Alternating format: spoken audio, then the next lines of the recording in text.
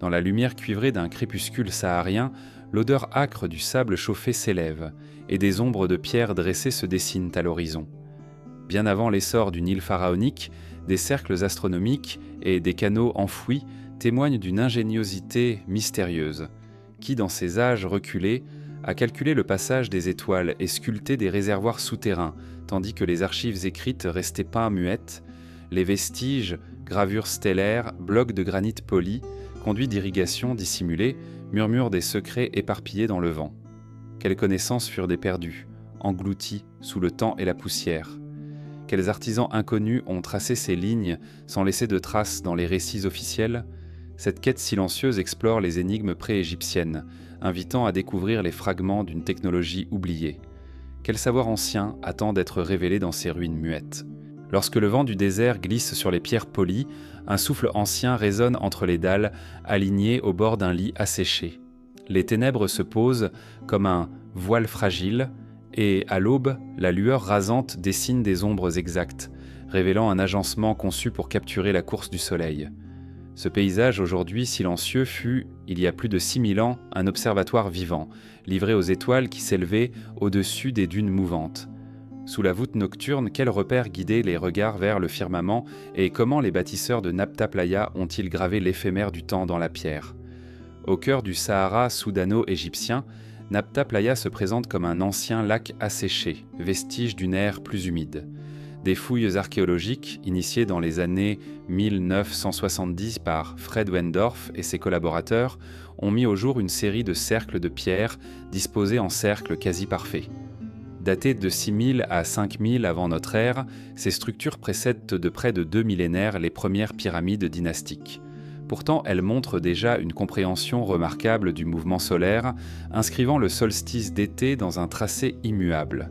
Comment ces peuples nomades, sans écriture ni architecture pérenne apparente, ont-ils conquis la géométrie du ciel? La pierre calcaire, extraite des affleurements voisins, forme un cercle d'un diamètre d'environ 12 mètres, avec 5 monolithes plus hauts orientés vers l'est. Chaque stèle indique un point précis à l'horizon, où l'astre se lève au solstice d'été. Des foyers rituels occupent l'anneau intérieur, tandis que des tumulus funéraires témoignent d'une occupation saisonnière et probablement cérémonielle.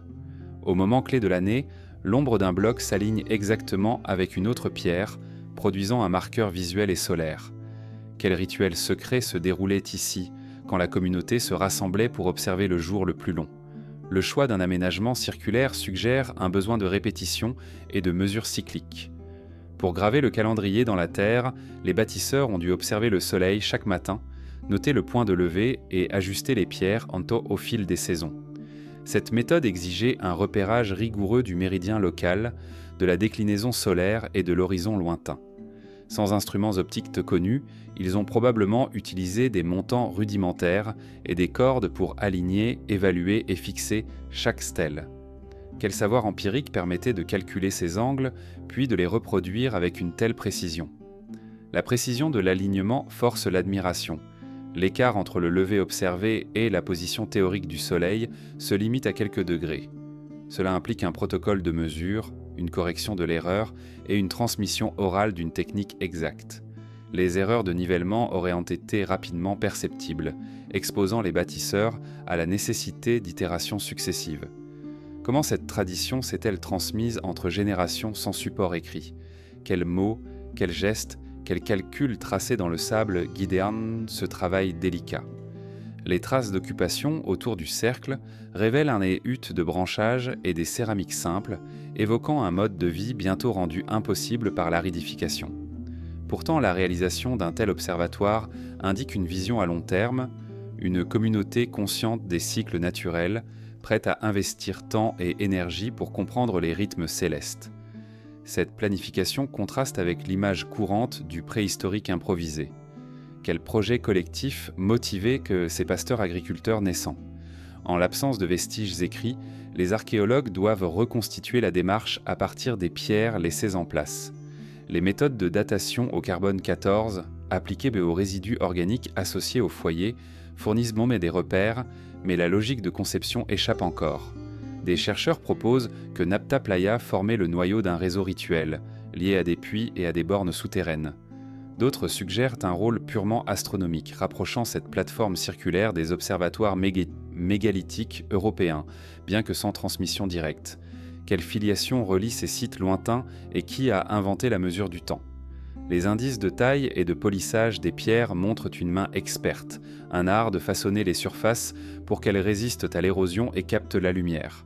Ces techniques, aujourd'hui disparues, demandaient un outillage de pierre plus dur ou de rares outils d'os. Les traces d'abrasion laissent deviner un rituel de finition, un dernier geste cérémoniel avant la mise en place définitive. Quel symbolisme se jouait dans la brillance subtile des monolithes quand le soleil émergeait à l'aube? Le cercle de Nabta Playa ouvre une fenêtre sur un savoir silencieux, celui des premiers astronomes africains, longtemps éclipsés par la gloire pharaonique. Les traités ultérieurs des prêtres d'Héliopolis, gravés dans la pierre et le papyrus, puis présentés comme premiers témoins de l'astronomie, s'appuient peut-être sur des traditions orales plus anciennes. Qui furent surtout ces premiers stélés gardiens du ciel, dont la trace s'efface sous les dunes? Au-delà du site principal, des amas de pierres éparses, alignés vers d'autres points solaires ou lunaires, jalonnent la plaine. Ils esquissent un réseau complexe, aujourd'hui invisible à l'œil nu, mais révélé par les analyses satellitaires et les prospections géophysiques. L'ombre d'un mégalithe à midi inscrit une orientation encore inconnue, un autre secret à déchiffrer. Quels autres alignements, dissimulés sous le sable, attendent d'être dévoilés? Les théories sur la fonction de Nabta Playa se succèdent. Observatoire rituel, sanctuaire de fertilité, lieu de rassemblement pastoral, repère territorial. Chacune, étayée par des fouilles et des simulations informatiques, reste incomplète. Aucun récit ancien ne mentionne cet endroit quand, quelques siècles plus tard, le désert aurait dû quitter les mémoires collectives. Comment expliquer ce silence? Est-ce l'effet du climat, de l'abandon ou bien la volonté de refaçonner l'histoire? Alors que la poussière emporte peu à peu les traces d'un observatoire oublié, la lueur d'une nouvelle compréhension perce à travers les analyses modernes. Les pierres nous invitent à réinterroger nos chronologies, à écouter les murmures enfouis sous la surface aride. Tandis que la science cartographie les vieux cercles, le mystère persiste. Quelle conscience cosmique a inspiré ces pierres dressées et quel appel muet elles lancent encore vers le ciel nocturne? Au réveil, le souffle chaud du désert effleure les parois rugueuses d'un puits ancien, où l'eau verte miroite au fond d'un puits oublié. Ici, non loin des rives desséchées d'un lac disparu, s'élèvent-elles des margelles patinées par les siècles, vestiges d'un savoir hydraulique qui précède de plusieurs millénaires les premières constructions égyptiennes. Dans cette plaine balayée par les vents, comment des communautés de pasteurs ont-elles creusé, renforcé et entretenu ces puits profonds, sans métal, sans traces écrites, et pourtant avec une maîtrise étonnante de la géologie et de l'eau souterraine. Bir Kiseiba, situé à une centaine de kilomètres à l'ouest de l'oasis de Karga, se présente aujourd'hui comme un horizon crayeux où seuls quelques buttes émergent du sable. Pourtant, au Paléolithique final et au début du Néolithique, ce lieu abritait un réseau de lacs et de rivières intermittentes. Des fouilles menées par le professeur Fred Wendorf dans les années 1970 ont révélé une cinquantaine de puits, creusés dans la roche tendre et le limon, certains atteignant près de 3 mètres de profondeur. Datés de 10 000 à 7 000 avant notre ère, ces ouvrages attestent d'une adaptation remarquable aux fluctuations climatiques de l'ère post-glaciaire. Quels calculs invisibles ont guidé leur creusement et quels liens intimes entretenaient Antilles avec la raréfaction progressive de l'eau à la surface? Les puits de Bir Kiseiba se caractérisent maintenant par une structure simple, presque modeste. Des parois verticales et les parfois soutenues par des blocs de grès calcaire soigneusement empilés descendent vers une nappe d'eau stagnante. À leur sommet, des encoches, creusées dans la pierre, suggèrent l'installation d'un treuil rudimentaire, peut-être un simple axe de bois et de cordes pour élever seaux et amphores. Sous le soleil implacable, chaque margelle était un point de rassemblement, un sanctuaire d'eau douce au milieu de l'aridité naissante. Comment ont-ils estimé la profondeur nécessaire sans aucun instrument de mesure gradué, et comment ont-ils préservé l'intégrité des parois face à l'éboulement inévitable du sol meuble? Pour repérer l'endroit exact où percer, ces ingénieurs sans écriture avaient développé une sensibilité aiguë aux signes de la nature. Les herbes éparses, la teinte plus sombre du sol, l'orientation des termitières et même les crevasses desséchées servirent de piste. À l'aube, les chasseurs-pasteurs observaient tard l'arc du soleil, scrutaient tôt le trajet des nuages et supposaient l'obélencer la présence de nappes souterraines. Ce processus, intimement lié à une observation patiente et collective, reposait sur une tradition orale rigoureuse.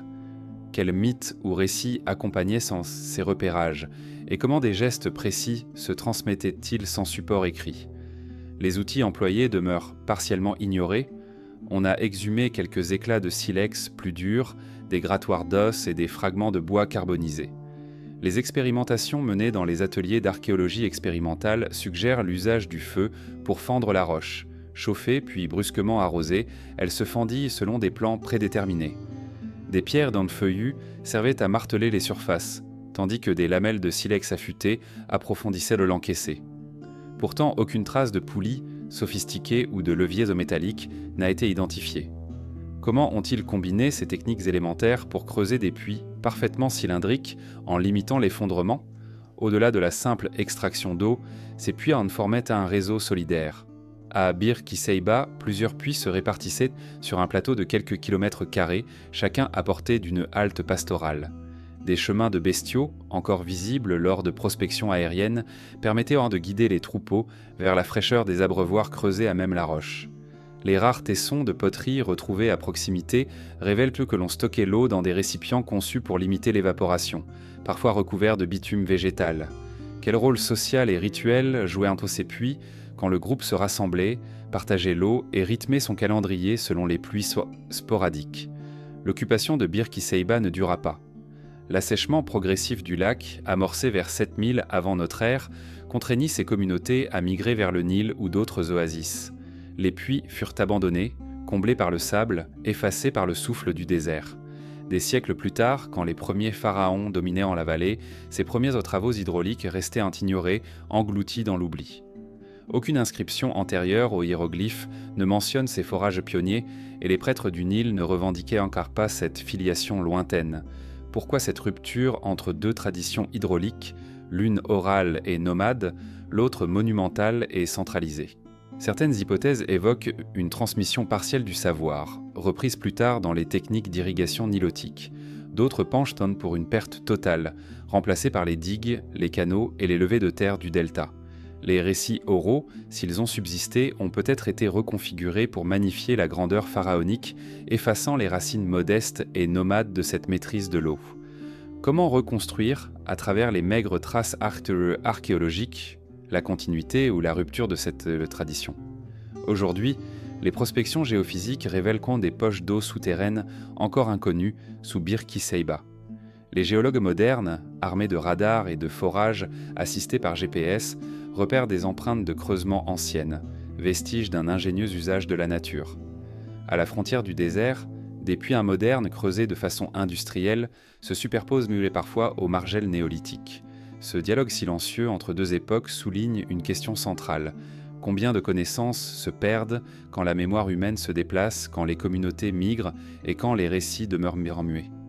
Alors que nous quittons les puits engloutis de Bir Kiseiba, un autre mystère solaire nous attend, inscrit dans les étendues salines de Sebka es Sultan, où la pierre et la poussière dessinent d'autres signes du temps. À l'aube, le vent porté par la chaleur du désert soulève d'infimes cristaux de sel, projetant des éclats blancs sur une étendue aussi plate que le métal poli. Dans ce silence immuable, des lignes géométriques baissantes percent la surface craquelée comme le vestige d'un langage oublié.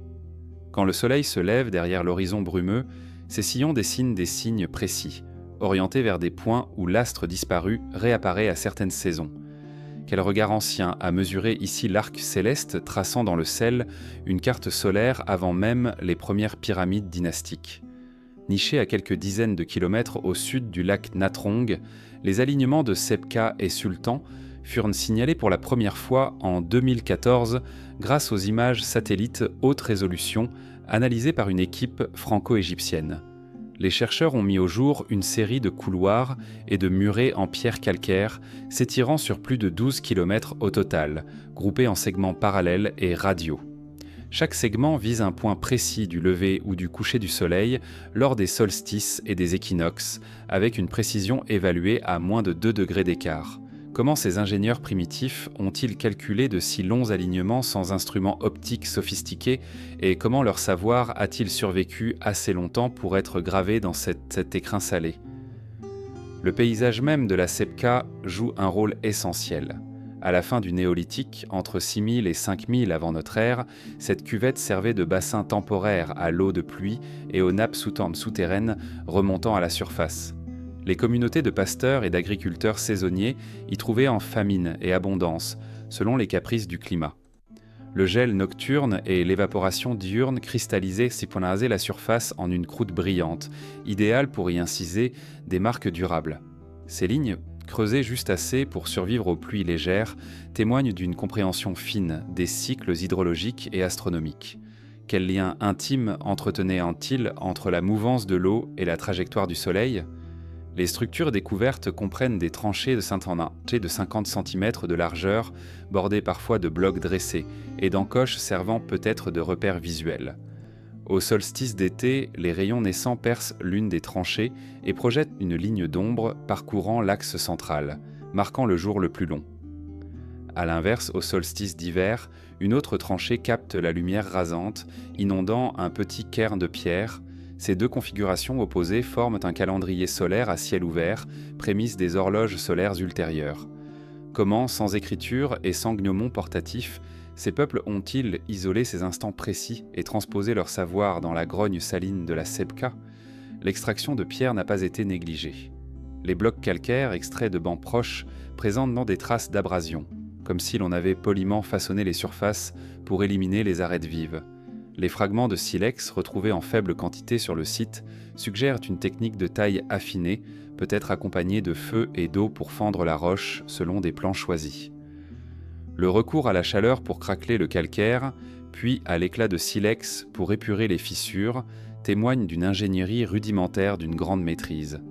Quel rituel silencieux entourait ces opérations, où la pierre vivante se prêtait à la main des artisans anonymes, le choix même de la Sebka n'était pas anodin. Les lignes disparaissent et réapparaissent selon l'épaisseur du sel et la luminosité solaire. À certains instants, elles semblent évanescentes, pour ne reprendre consistance qu'au moment choisi. Cette qualité éphémère évoque une célébration ritée, un moment où l'observation solaire devenait spectacle lorsque la communauté se rassemblait pour saluer l'astre renaissant. Sans temple ni autel, ces sanctuaires de sel banalisent et transcendent le sacré dans un même geste, qui gravissait alors ces allées, portant offrandes ou chants lorsque la lumière dessinait des chemins invisibles tout au long de l'année. Comparés aux observatoires de pierre du désert soudanais ou aux cercles mégalithiques européens, les alignements de Sebka et Sultan occupent une place singulière. Ils combinent la modestie d'un tracé dans le sel à l'ambition d'un calendrier solaire étendu. Aucun lien n'est attesté par la chronologie, mais l'idée d'un langage astronomique universel refait surface. Mesurer les saisons, prévoir les récoltes, synchroniser les esprits. Ces analogies tuées soulèvent une question délicate. D'où viennent ces concepts ? Sont-ils le fruit d'échanges lointains ou d'une découverte isolée née d'une intuition collective face aux éléments ? La datation des niveaux organiques, grâce au pollen et au charbon présents dans les sédiments, permet de situer l'apogée de l'usage de ces alignements entre 5500 et 4800 avant notre ère. Le réchauffement progressif du climat rendit cette zone de plus en plus instable, et les tombées de sable finirent par recouvrir tristement les marques solaires. Lorsque les premiers arpenteurs grecs passèrent ici un millénaire plus tard, la Sebka avait repris son visage uniforme, sans la moindre trace de ses allées cérémonielles. Comment la mémoire collective peut-elle s'éteindre si rapidement quand aucune archive n'en conserve le moindre reflet ? Les prospections radars récentes ont révélé des structures complémentaires, perpendiculaires aux grands axes solaires, formant un maillage quadrillé dont la fonction reste indéterminée. Certains chercheurs voient là un réseau hydraulique temporaire, d'autres y décèlent un plan cadastral primitif, tandis qu'un troisième courant théorise un protocole d'observation stellaire complexe. Chaque hypothèse, nourrie par des modèles informatiques et des relevés topographiques, reste ouverte. Quel regard moderne parviendra à dénouer ces fils sans mêler, et comment interpréter ces vestiges loin du contexte cérémoniel originel ? Aujourd'hui, les relevés par drone dominent les méthodes archaïques de photographie aérienne, offrant une résolution centimétrique. Mais la Sebka, en fonction de la saison, peut refuser l'accès, piégeant le sol dans une croûte instable. Les expéditions programmées selon les cycles lunaires pour minimiser l'éblouissement nocturne deviennent des opérations quasi militaires. Et pourtant, La fragile beauté de ces alignements invite à revenir, pour capter la lumière à l'instant juste où elle révèle l'ancien code solaire. Quel appel attire les chercheurs vers ces lignes effacées, quand la nature reprend toujours ses droits. En quittant la surface blanche de Sebra es Sultan, on emporte le souvenir d'un savoir gravé dans le sel, d'une maîtrise du temps inscrite sans faste et d'un rituel suspendu entre ciel et terre. À présent, d'autres pierres plus lointaines, sculptées sur les falaises de Tassili Nadjer, murmurent à leurs propres énigmes stellaires, bientôt à explorer. Dans la lumière ocre du plateau de Tassili Nadjer, les parois basaltiques s'animent sous la caresse du soleil couchant. Sur ces falaises sculptées par des millénaires d'érosion, d'énigmatiques motifs stellaires émergent. Cercles concentriques, points alignés, croix et spirales, gravés avec une précision étonnante. Ces dessins, parfois si fins qu'ils semblent en tracer à l'emporte-pièce, témoignent d'une vision céleste bien au-delà de la simple représentation animale. Qui, il y a 6 à 4 000 ans, a gravé ce langage lunaire et solaire, et quel rituel secret guidait sa main? Tassili Nadjer, aujourd'hui parc national classé au patrimoine mondial de l'UNESCO, fut, durant l'Holocène humide, un vaste refuge pour les chasseurs-cueilleurs et les premiers éleveurs. Les fouilles et relevés des archéologues français et algériens depuis les années 1950 ont mis au jour plus de 15 000 gravures et peintures rupestres. Parmi elles, un sous-ensemble de symboles abstraits attire l'attention. Des étoiles stylisées, parfois associées à des figures humaines ou animales, comme si l'art rupestre de Tassili servait aussi de carte astronomique et de recueil de mythes célestes. Quels récits disparus ces signes portent-ils, quand le groupe levait les yeux vers la voie lactée perçant l'obscurité? Les gravures dites stellaires se concentrent sur 3 grands massifs, Aghel, Mari et Éphénée. Sur ces parois, des cercles concentriques, dont certains mesurent jusqu'à 1 mètre de diamètre, évoquent des représentations du Soleil ou de Pluton en d'étoiles. D'autres formes, en forme de croix ou de rosace, pourraient symboliser des constellations désormais méconnaissables. L'absence de pierres dressées ou de structures monumentales laisse ces motifs isolés, sans contexte architectural. Pourtant, leur répétition et leur répartition rappellent les dessins d'observatoires préhistoriques ailleurs en Afrique. Comment la même quête cosmique se manifeste-t-elle dans des arts aussi diversifiés? Les méthodes de datation restent approximatives. Le climat humide du passé a effacé toute veine organique. Les chercheurs utilisent dont la patine des roches et l'analyse comparée des styles pour estimer que ces gravures stellariennes se situent entre 5500 et 3500 avant notre ère. Leur facture technique indique une maîtrise du burin en pierre dure, parfois complétée par le feu, pour écailler la surface et créer un contraste visuel durable. Le grain basaltique, pourtant rugueux, révèle des gestes sûrs, comme si l'artisan connaissait le sens de chaque trait. Quel apprentissage obstiné a permis de perpétuer ce savoir-faire, sans trace de transmission écrite. Les gravures stellaires ne sont pas de simples décorations. Des scènes de danse entourant des cercles, des processions d'animaux en file indienne, des figures humaines brandissant des bras tendus vers le ciel suggèrent un contexte rituel ou mythique. Certains chercheurs avancent dans l'idée d'un culte des étoiles, où chaque motif aurait servi de rappel cosmologique, reliant la communauté aux astres et au rythme lunaire. D'autres proposent que ces dessins fassent office de repères saisonniers, un calendrier visuel gravé pour anticiper les pluies et les migrations. Quelle relation intime entretenait-on avec le cosmos quand la survie dépendait du retour des pluies? La disparition de ces habitants du Sahara préhistorique se solde par une désertification lente qui fit fuir les troupeaux vers la vallée du Nil. Peu à peu, la mémoire de ces gravures s'est effacée, recouverte par la patine du temps et la poussière rouge du désert. Quand les explorateurs arrivèrent au XIXe siècle, ils prirent les dessins pour de simples curiosités exotiques. Ce n'est qu'au XXe siècle que la dimension astronomique, longtemps ignorée, a été pressentie, grâce aux relevés photogrammétriques et aux comparaisons stylistiques. Comment expliquer ce silence de plusieurs millénaires alors que des symboles aussi évidents dormaient sous les yeux? Les débats académiques restent vifs. Pour certains, les gravures stellaires ne seraient que des motifs ornementaux, l'expression spontanée d'artistes solitaires. Pour d'autres, elles constituent le vestige d'une proto-astronomie saharienne, antérieure à la formalisation égyptienne. Aucune inscription hiéroglyphique n'évoque ces signes, et les récits oraux des Touaregs ou des Berbères ne font guère allusion à ce patrimoine rupestre, comme s'il avait volontairement échappé à toute tradition orale. Qui a décidé de taire ses origines, et pourquoi? Les avancées technologiques apportent aujourd'hui de nouvelles perspectives. La lidar et l'imagerie multispectrale révèlent des détails invisibles à l'œil nu. Sillons effacés, superposition de couches artistiques, patines différenciées selon l'exposition.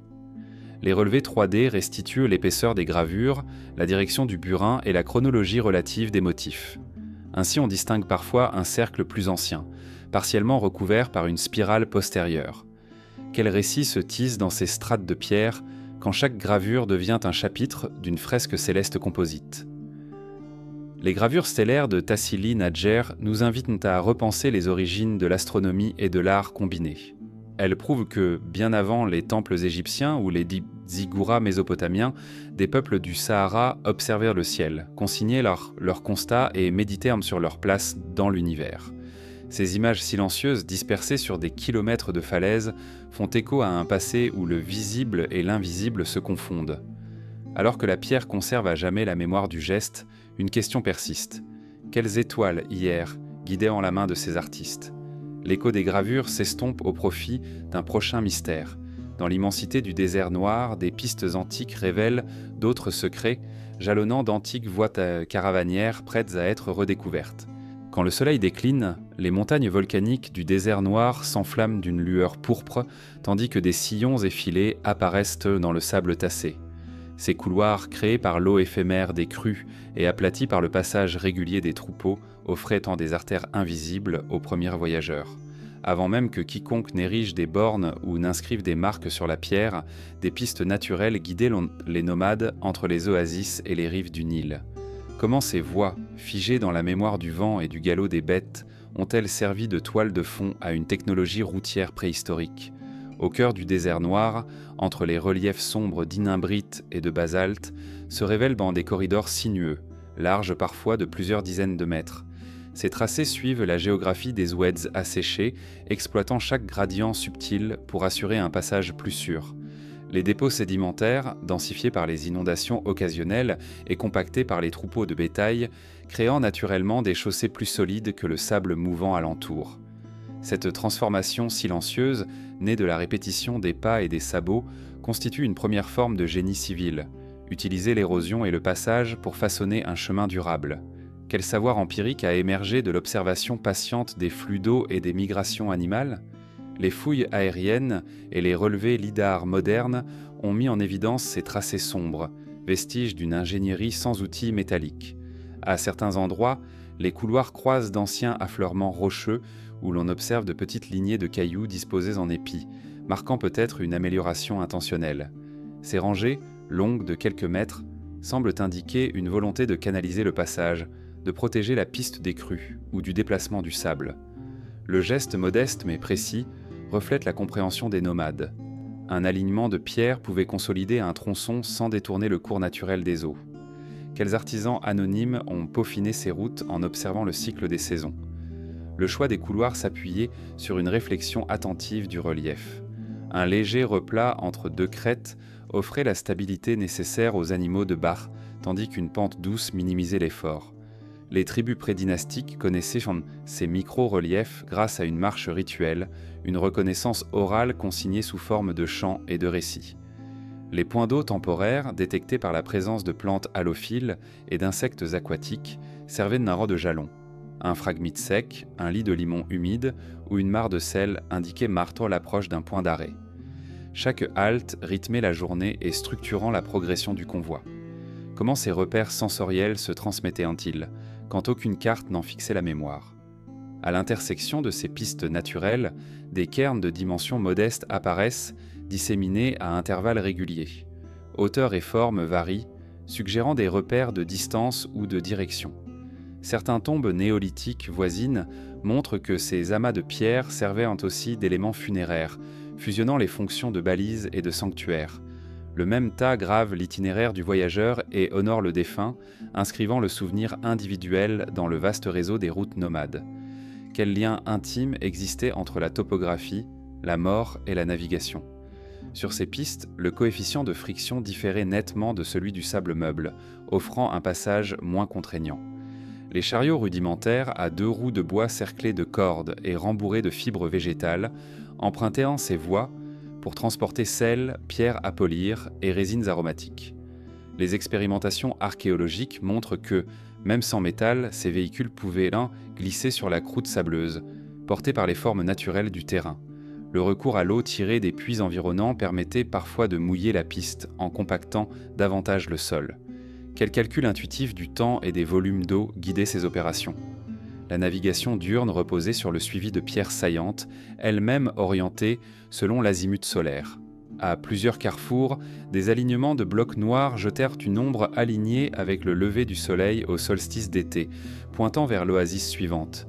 Cette démarche technique rappelle un protocole d'arpentage, transposé sans écriture dans la sculpture fragile des ombres. Ainsi, les voyageurs pouvaient en vérifier à l'œil nu leur orientation, quand la lentille discrète d'un observatoire n'était pas accessible. Qui a modelé ces stèles sommaires, et comment ce savoir de l'ombre s'est-il transmis ? La pérennité de ces pistes dépendait d'un entretien collectif. Des groupes itinérants se relayaient pour réparer les goulets d'érosion, replacer les pierres déplacées et raviver les cairns effondrés. Ces corvées, probablement associées à des cérémonies communautaires, rythmaient en la fin de chaque saison humide. Elles assuraient la survie même du réseau, garantissant la traversée des grands espaces. Quel équilibre social maintenait ce travail sans hiérarchie codifiée ? Et comment ces efforts coopératifs se mêlaient-ils aux pratiques rituelles ? Sur la surface noire, des microfossiles d'algues lacustres ont été retrouvés, surprises dans les interstices, indiquant que ces pistes naturelles naquirent encore humides, avant leur durcissement final.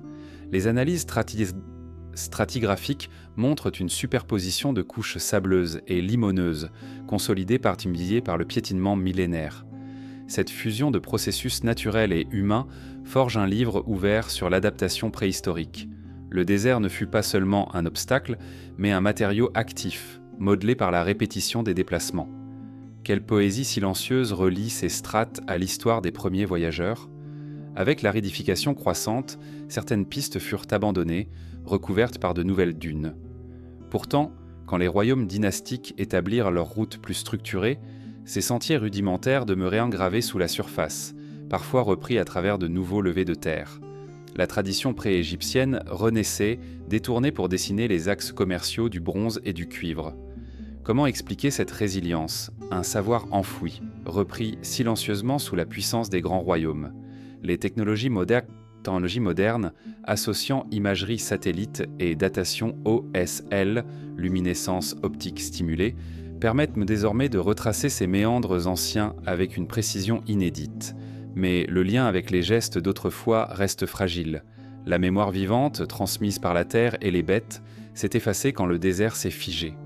Seuls subsistent ces sillons tracés, témoins impassibles d'une ingénierie collective sans écriture. Quels échanges de marchandises, quelles histoires d'âmes errantes ont circulé le long de ces pistes lorsque la pierre noire se laissait dompter par l'homme. À l'orée de cette exploration, un autre chapitre s'ouvre. Les métaux préhistoriques de Buenne ont recueilli les minerais extraits dans ces mêmes déserts et révèlent désormais d'autres facettes de la technologie ancienne. Au détour d'un rocher poli par le Nil, une lueur verte attire le regard. Vestige d'un minerai oxydé, peut-être malachite ou azurite, témoignant d'une industrie oubliée. Bien avant que les forteresses égyptiennes ne se dressent à Buenne, des artisans anciens ont extrait, chauffé et forgé des métaux, découvrant le secret du feu et de la transformation. Comment ont-ils maîtrisé une chimie complexe quand la terre et la pierre leur appartenaient encore entièrement ?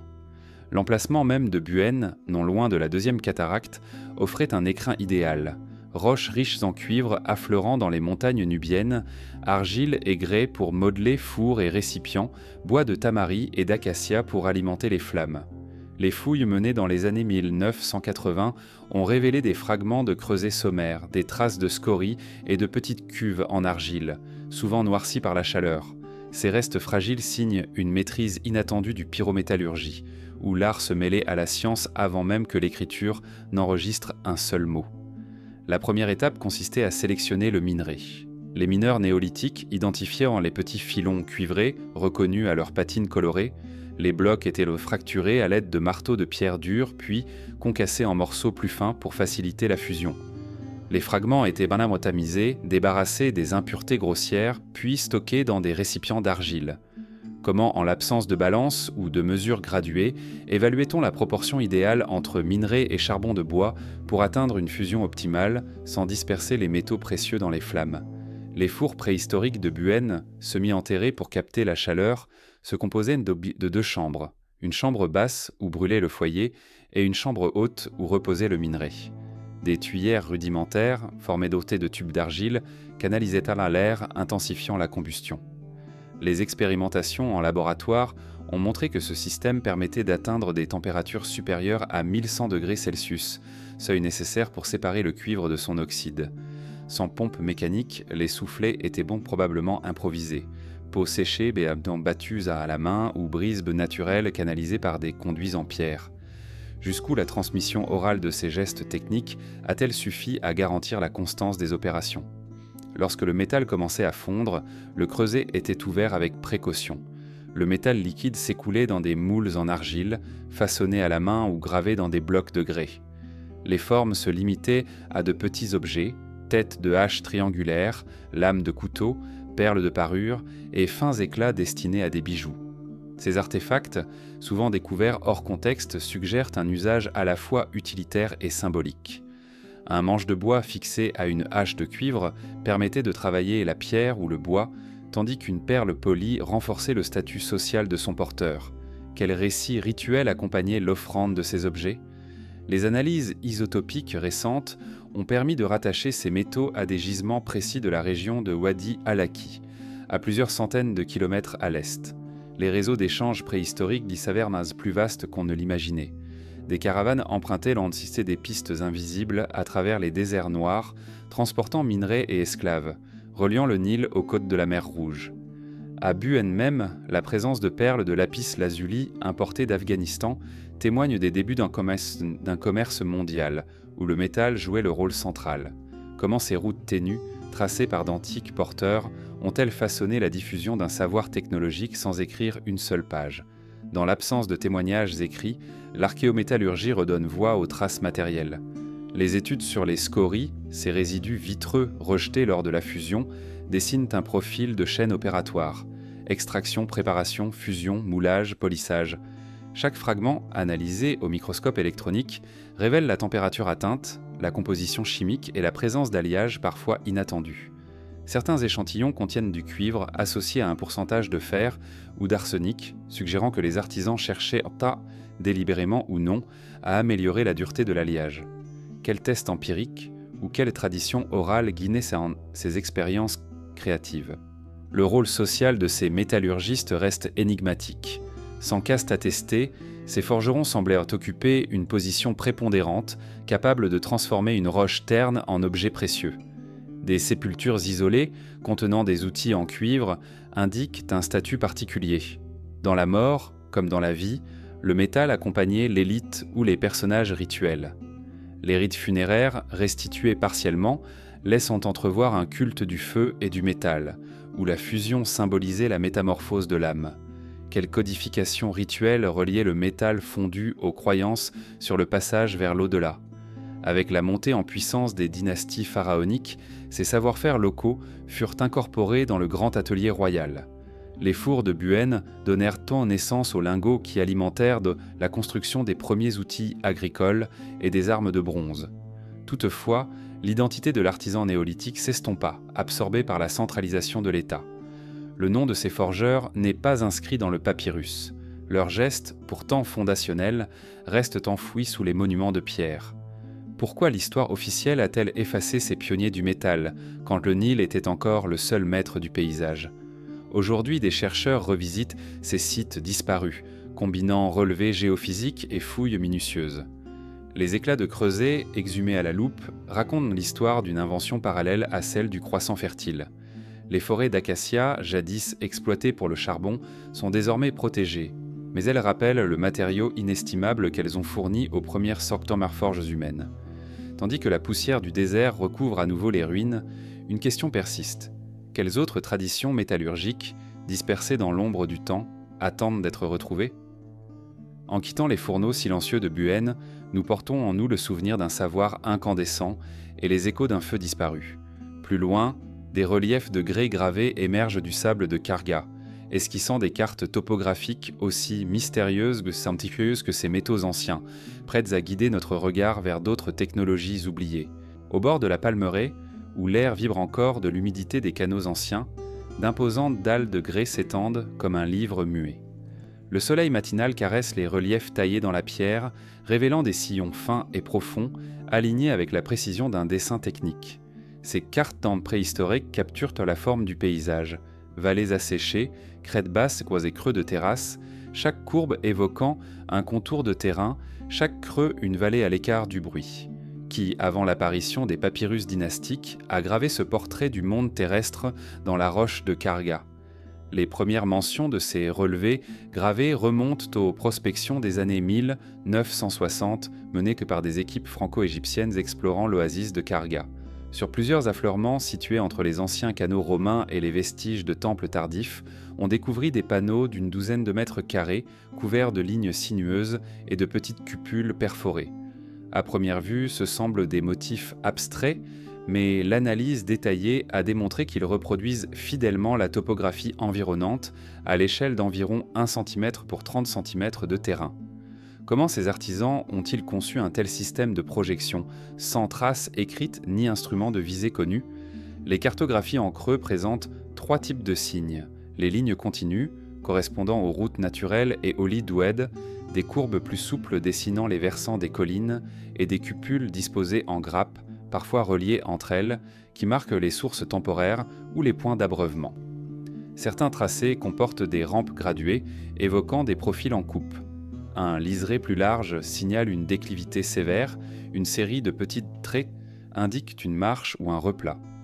Ce vocabulaire visuel, d'une étonnante cohérence, rappelle les profils topographiques modernes. Qui a élaboré ce code et comment s'est-il transmis de main en main? La datation de ces cartes rocheuses reste délicate.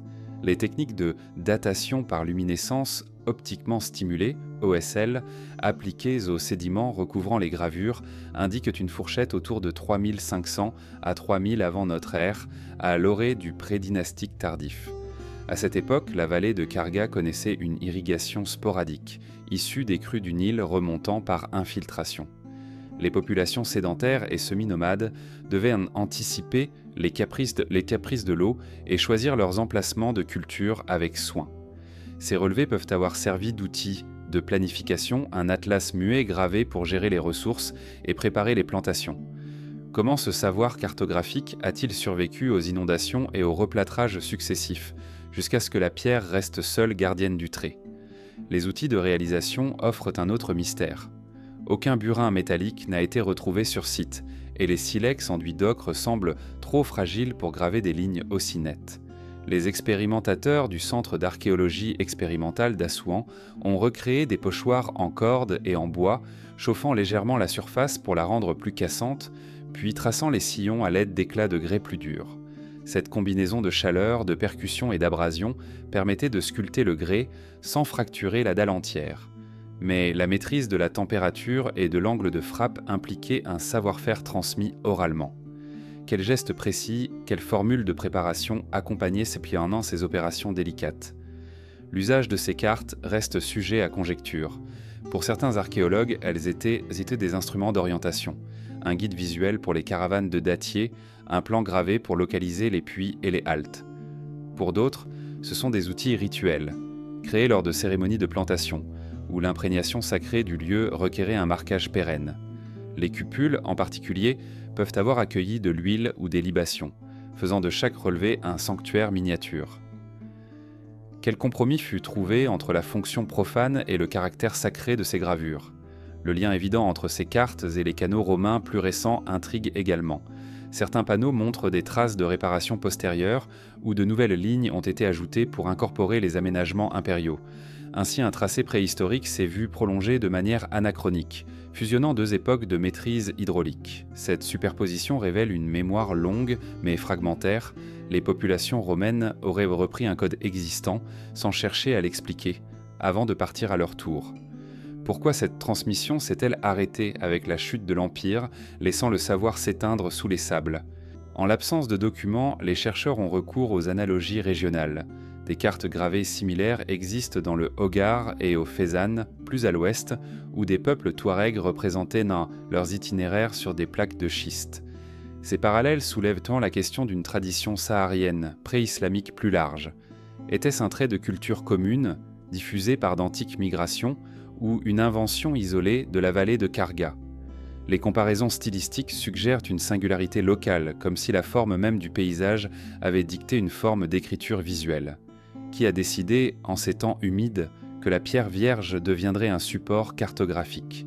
Les dernières explorations se font par drone et par scanner 3D, offrant une résolution millimétrique.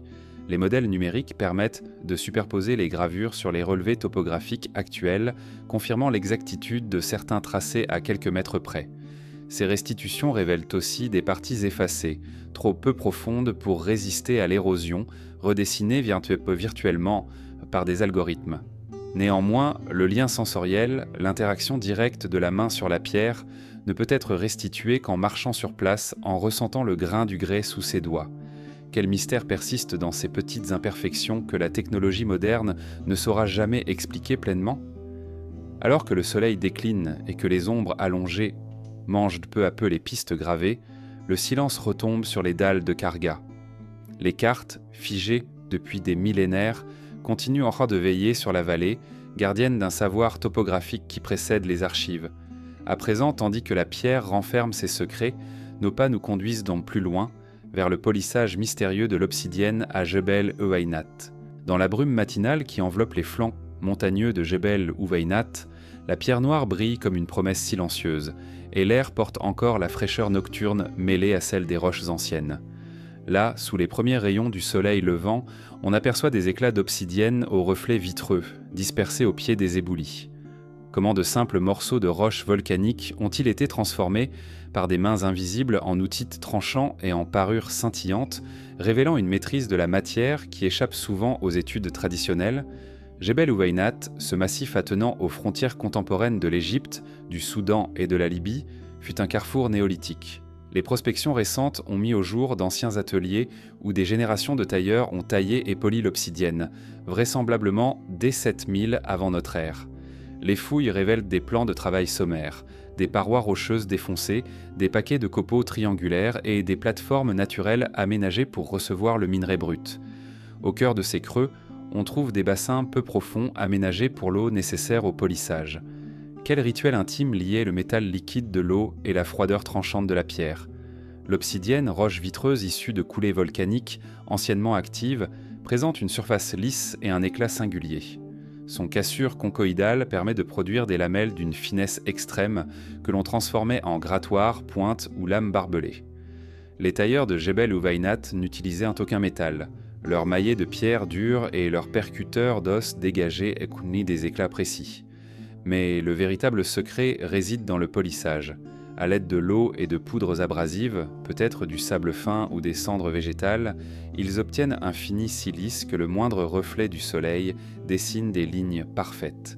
Quel long apprentissage permis d'affiner chaque geste, de doser la pression et de maîtriser le grain de l'abrasif.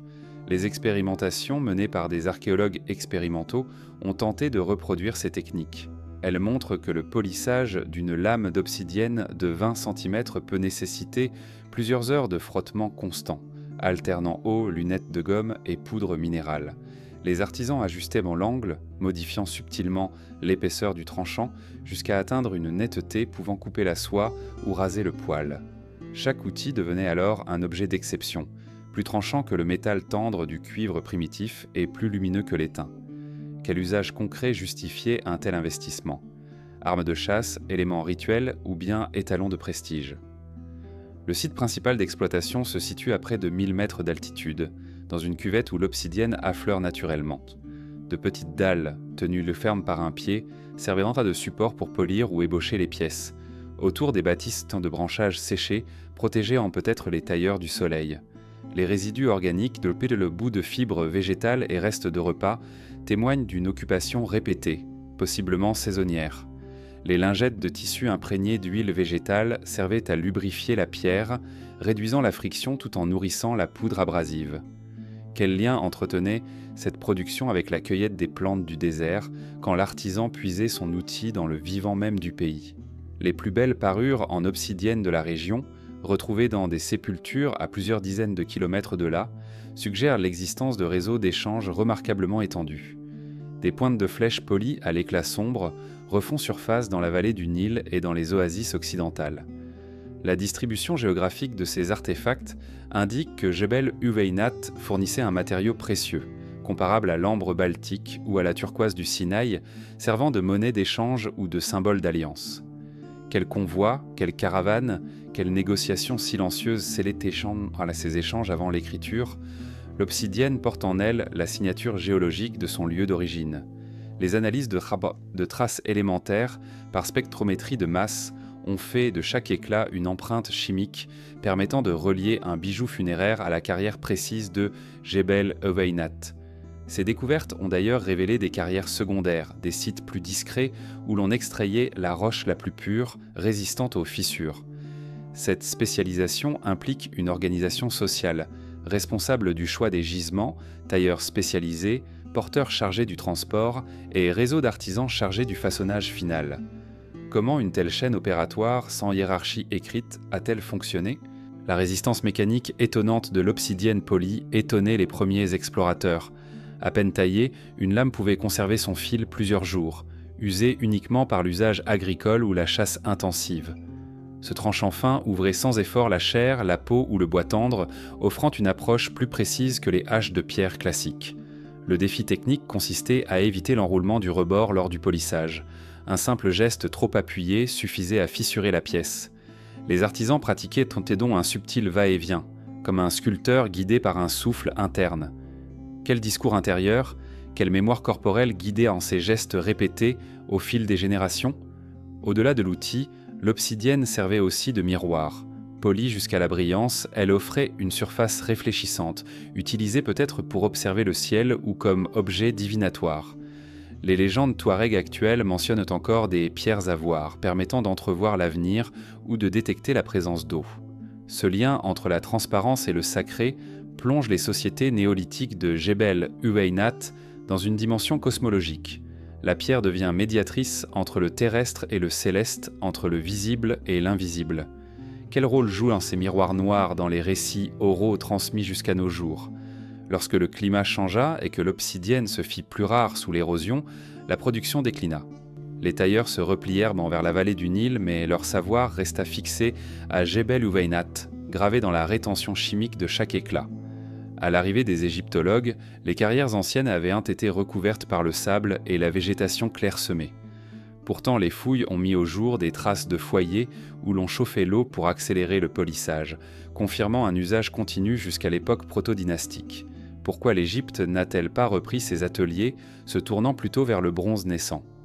Aujourd'hui, Jebel Uweinat est redevenu un sanctuaire protégé, accessible seulement aux expéditions scientifiques. Les huées du vent masquent encore le cliquetis des percuteurs et l'écume de l'eau de polissage jadis répandue. Les drones cartographient les affleurements, les prospections géophysiques détectent des amas de résidus millénaires. Mais le geste humain, ce rituel de la main sur la pierre, demeure inaccessible. Seules quelques reconstitutions en laboratoire offrent un écho lointain de ce savoir enfoui. Et pourtant, l'obsidienne continue de nous interpeller. Quelle nouvelle facette de la technologie néolithique reste-t-il à découvrir dans ce joyau volcanique oublié? Au lever du soleil sur le plateau d'Assouan, la brume se dissipe lentement, révélant un panorama de roches roses et grises, striées de sillons secrets. Le fleuve Nil murmure au loin, tandis que l'air matinal porte une odeur de granit chauffé. Sur les parois des anciennes carrières, des entailles assez précises percent la pierre, vestige d'un temps où la mesure guidait la main de l'artisan et la marche de la construction. Quels outils, muets et immobiles, servèrent à tracer les lignes invisibles du monde, long avant que les architectes dynastiques n'élèvent à leurs piliers majestueux. Tout près des gradins de blocs dégagés, de minuscules trous quadrangulaires s'alignent avec une régularité presque mathématique.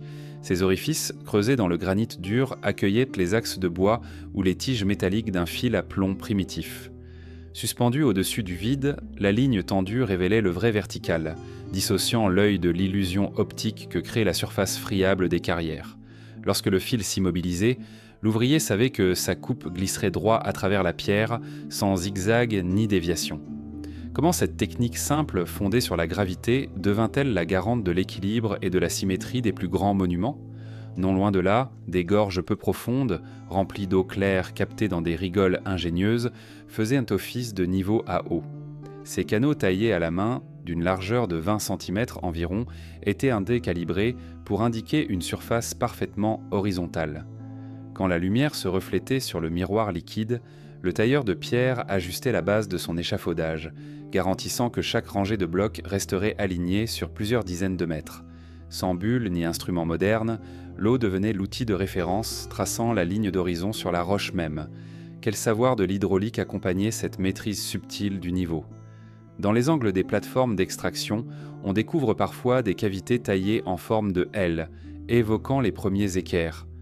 Le coude de la cavité dessine un angle droit, utilisé pour vérifier l'exactitude des coins des blocs déjà dégrossis. L'artisan approchait la pierre à usiner et positionnait la pièce test. Lorsque l'équerre s'ajustait sans jour, la coupe se poursuivait le long de ce repère gravé dans la pierre.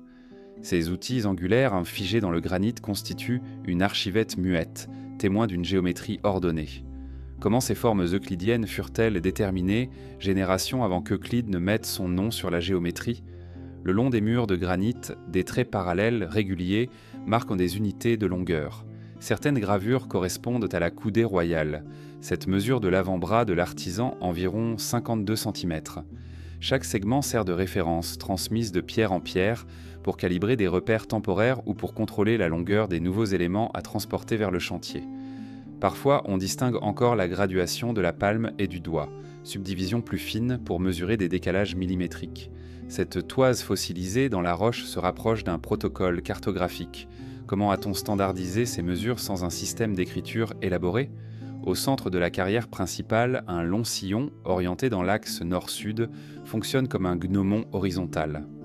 Au solstice d'été et d'hiver, l'ombre projetée par un bloc dressé se déplace le long de la rainure, marquant la rotation terrestre et la déclinaison solaire. Les ouvriers pouvaient ainsi vérifier l'orientation de leurs assemblages, s'assurant que les blocs s'ajustaient selon l'axe cosmique envisagé par les prêtres architectes. Cette synchronisation entre construction et astronomie prouve une volonté d'harmonie entre le terrestre et le céleste. Quel calendrier sacré se jouait dans ces relevés d'ombre ? Les cupules dispersées montant à l'extrémité des sillons d'ombre recueillaient là peut-être des offrandes liquides, un rituel dédié à la terre et au ciel avant chaque campagne d'extraction. Huile d'Égypte ou vin dilué dans l'eau du Nil y aurait été versé, selon certains archéologues, avant que le découpage ne commence.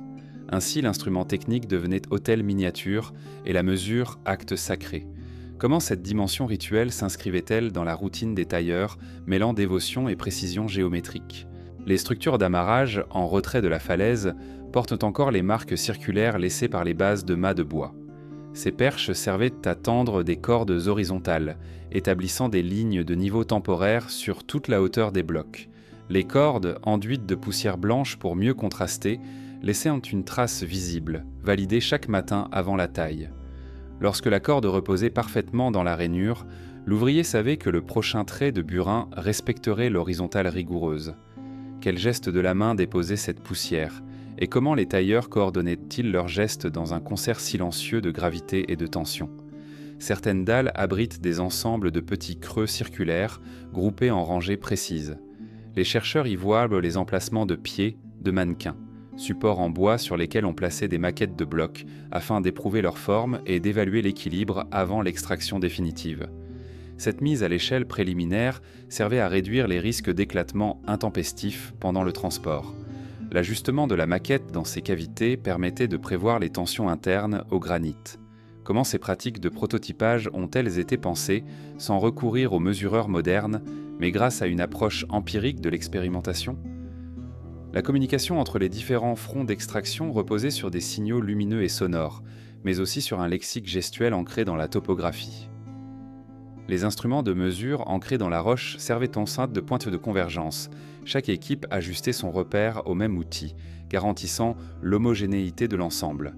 Les swift notes des coupeurs de pierre se répondaient à travers les vallonnements, assurant la coordination collective. Quel fil invisible reliait ces sculpteurs quand la mesure prenait le pas sur l'individu et formait un protocole commun.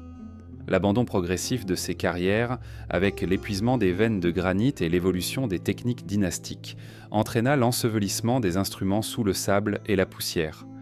Lorsque la mémoire écrite survint, ces marquages furent considérés comme des œuvres de hasard, des graffitis géologiques plutôt que les fragments d'un savoir technique. Il fallut l'œil des archéologues modernes pour reconnaître la cohérence de ces repères, réunis dans un manuel silencieux d'arpentage préhistorique.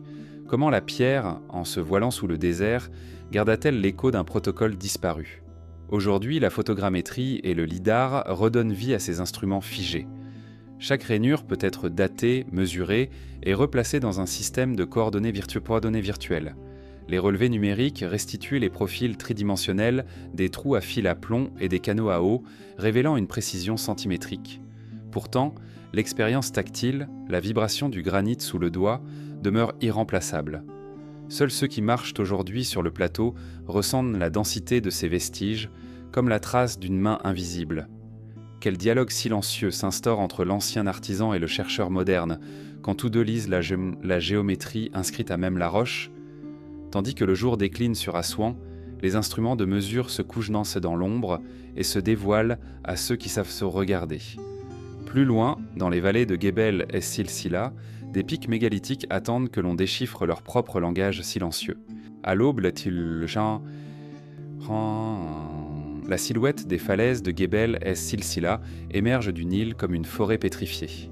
Les premières lueurs du jour caressent des épines de grès dressées vers le ciel, monolithes naturels façonnés par l'érosion, mais parfois retouchés par des mains humaines sur des millénaires. Lorsque le vent soulève la poussière rouge, un chant minéral résonne dans les crevasses, évoquant le frottement d'outils anciens sur la pierre. Qui, dans ces premières communautés du désert, a reconnu dans ces aiguilles suffocantes un potentiel plus grand que la simple matière première et donné à la lumière la forme de ces pics énigmatiques ? Le plateau de Gebel es Silsila, situé à une vingtaine de kilomètres au nord d'Assouan, est surtout connu pour ses carrières de grès où furent extraits les blocs colossaux destinés aux temples et obélisques égyptiens. Pourtant, au-dessus des fronts de taille dynastique, se détachent des tours naturelles, ébauches de sanctuaires minéraux façonnés par l'usure de l'eau et du vent. Ces structures, parfois hautes de 20 mètres, présentent des stries verticales que l'on confond souvent avec des traces de burin. Mais l'analyse attentive révèle des facettes polies et des arêtes renforcées, signe d'une intervention précoce. Quand le premier tailleur a-t-il perçu dans ses dents rocheuses la possibilité d'une architecture primitive, inscrite dans le paysage même ? Des fouilles ponctuelles, menées dans les années 1990, ont mis au jour des tessons de poterie et des fragments d'outils près de la base de certaines aiguilles, attestant d'installations temporaires. Les campements, alignés selon un axe nord-sud, suggèrent donc que les tailleurs étaient guidés par une orientation précise, peut-être cosmique pour ces raisons, pour choisir leur zone d'intervention. Les tessons, comparés à ceux des sites néolithiques de Kasr Ibrim, indiquent une présence humaine autour de 4000 avant notre ère, avant l'avènement des grandes dynasties. Quelle cérémonie entourait la découpe de ces premiers blocs quand la pierre n'était pas encore canonisée par le pouvoir pharaonique ? Les techniques employées pour isoler un pic du massif principal combinent l'observation minutieuse des plans de cassure naturels et l'usage de coins en bois. En enfonçant des cales organiques dans les fissures, puis en les humectant, les artisans forçaient l'ouverture du grès selon des directions déterminées. Peu à peu, le monolithe se détachait, non pas sous l'effet de leviers métalliques, mais grâce à la lente dilatation du bois. Cette méthode, sophistiquée dans son apparente simplicité, révèle une connaissance empirique de la mécanique des matériaux. Comment les tailleurs repéraient-ils, sans instruments gradués, les forces internes à la roche qu'il fallait libérer ? Une fois dégagé, le pic restait encastré dans sa base, tel un navire cimenté à son port. Les coups de percuteurs d'os et de pierres dures ébauchèrent une forme générale avant de raffiner les surfaces. Les stries parallèles gravées sur les flancs, que l'on attribue parfois au passage de traîneaux rudimentaires, peuvent aussi être interprétées comme des repères de façonnage, destinés à mesurer l'avancement du travail. Chaque incision, espacée de quelques centimètres, servait de guide pour calibrer la section du monolithe, assurant une verticalité irréprochable. Quel protocole oral liait ces marques discrètes à la progression des opérations ? Plus surprenante encore, certains pics portent à mi-hauteur des plateformes étroites, soigneusement dégagées, qui semblent avoir servi de point d'appui pour des échafaudages en bois. Les poutres, fixées par encoches dans la pierre, formaient un cadre permettant d'accéder à la partie supérieure de la tour pour y appliquer un polissage ou un dressage final. Le dessin de ces niches, visible seulement lors de l'approche directe des parois, suggère une planification précise. Les artisans prévoyaient d'emblée la répartition des charges, anticipant la résistance du rocher sous leur poids. Quel art sensoriel dictait alors l'espacement de ces points d'ancrage quand la mémoire collective ne s'inscrivait pas encore sur des papyrus? La fonction de ces monolithes demeure énigmatique. Certains chercheurs suggèrent qu'ils constituaient un réseau primitif de bornes territoriales, délimitant des zones de pastoralisme ou de répartition des eaux de crue. D'autres théories évoquent un rôle rituel, où chaque pic était un repère sacré, un lien vertical entre le sous-sol fertile du Nil et le ciel étoilé. Les fouilles n'ont livré ni offrandes ni inscriptions usuelles, mais quelques tesselles d'ocre rouge posées au pied de 2 aiguilles invitent à penser qu'un culte discret s'y pratiquait. Quel mythe fondateur légitimait ces totems de pierre quand la tradition orale ne les mentionne plus? À l'heure où les dynasties firent du grès de Gebel et Silsila la source de colonnes et de portiques, ces pics naturels furent ignorés, voire rasés pour dégager plus d'espace au front de taille. La centralisation pharaonique privilégia le bloc homogène, repoussant ces échardes du paysage dans les marges de la mémoire. Seuls quelques archéologues explorateurs du XIXe siècle les notèrent sur leurs carnets, évoquant des îlots de pierre enveloppés de brumes égyptiennes. Comment le regard moderne redécouvre-t-il avec émerveillement ce qui fut jadis considéré comme un obstacle? Les technologies actuelles, cartographie lidar et modélisation 3D, révèlent aujourd'hui l'alignement presque parfait de ces pics sur un axe nord-sud, avec une tolérance de quelques minutes d'arc. Cette précision rappelle les alignements solaires de sites plus anciens, laissant supposer une volonté commune d'harmoniser la pierre avec le lever du soleil au solstice. Les relevés photogrammétriques montrent que chaque monolithe marin possède un pendentif rocheux, une façade légèrement inclinée vers l'est, peut-être pour capter d'une manière optimale la lumière matinale. Quelle relation intime entretenaient ces tailleurs archaïques avec le cycle solaire quand la technologie servait autant le rituel que le technique? Le temps a rongé certains de ces pics, fragilisant leur base et provoquant de légers affaissements. Malgré cela, une trentaine d'entre eux restent debout, immobiles, témoins d'un savoir-faire et d'une vision du monde antérieure à l'écriture. Les expéditions contemporaines, programmées selon les saisons pour profiter du soleil bas, permettent de mesurer l'usure des faces polies et d'identifier les zones de traitement préférentielles. Chaque arête effritée porte la marque du vent, chaque micro-fissure raconte un épisode de gel ou de canicule. Comment ces cicatrices naturelles dialoguent-elles avec les traces de l'homme composant un palimpseste minéral? Le murmure des pics mégalithiques de Gebel et Silsila s'estompe au crépuscule quand la montagne se pare de pourpre et de bleu profond. Avant que l'obscurité fige le paysage, la lueur résiduelle sur les arêtes fait renaître, l'espace d'un instant, l'éclat originel de la roche fraîchement dégrossie. Dans ce silence, une question résonne.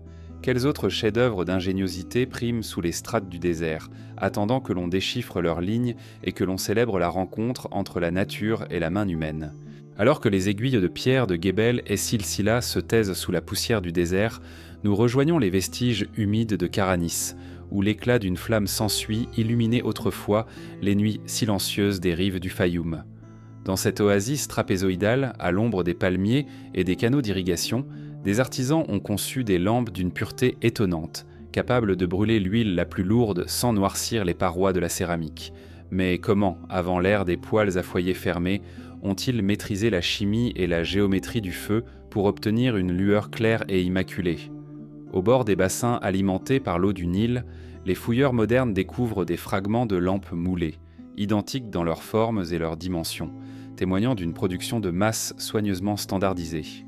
Chaque exemplaire présente un réservoir ovoïde, un bec étroit pour la mèche et un petit évent latéral, pratiqué comme un soupir d'air.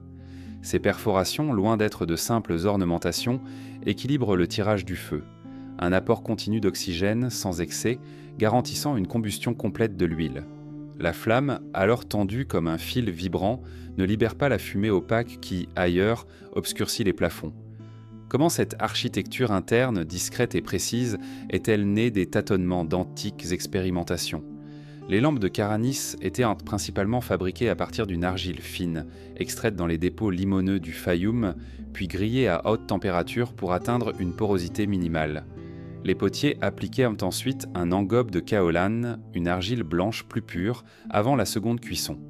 Cette couche lisse, invisible une fois la lampe allumée, bloquait les capillaires de la céramique, empêchant l'huile de s'infiltrer et de s'oxyder à l'intérieur.